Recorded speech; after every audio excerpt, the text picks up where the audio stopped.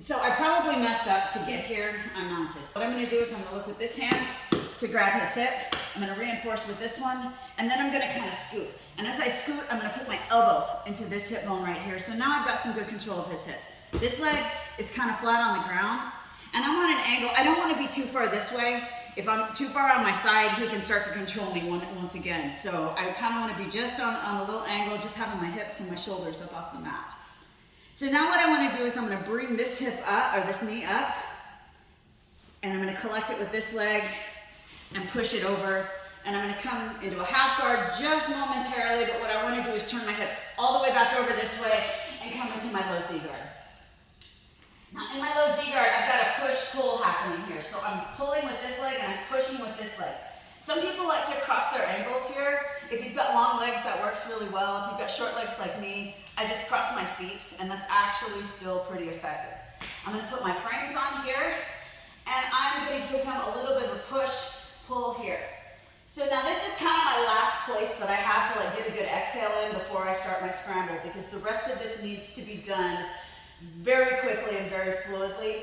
So I'm going to break it down slowly, but just know that when you watch Bendy do this in live speed, this is how it actually needs to be done. So here, as I create this push, what I'm going to do now is I'm going to come into my high Z guard just momentarily. As I do that, I'm going to look to turn this knee down, and I'm going to grab his wrist at the same time. So I'm going to grab his wrist and I'm going to slide over. Now I've got this foot straight right here, which prevents him from sprawling for one thing. He can't get his leg out of there, and he also can't drop his weight down, which will prevent my roll. This hand right here prevents him from grabbing a seatbelt. If he were to time that perfectly, he'd still be able to get it no matter how smooth and how cool I am at doing this.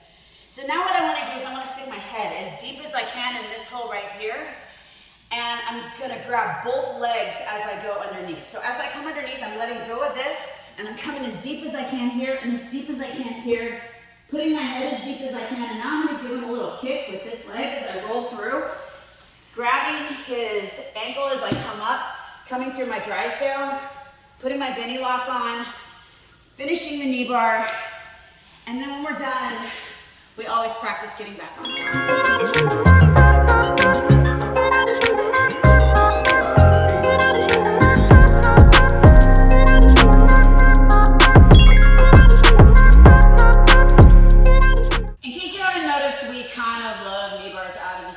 So we've got a couple more videos for you to watch right here and right here, showing you our last couple of videos on how we've used the Z guard from our bottom positions to attack our knee bar.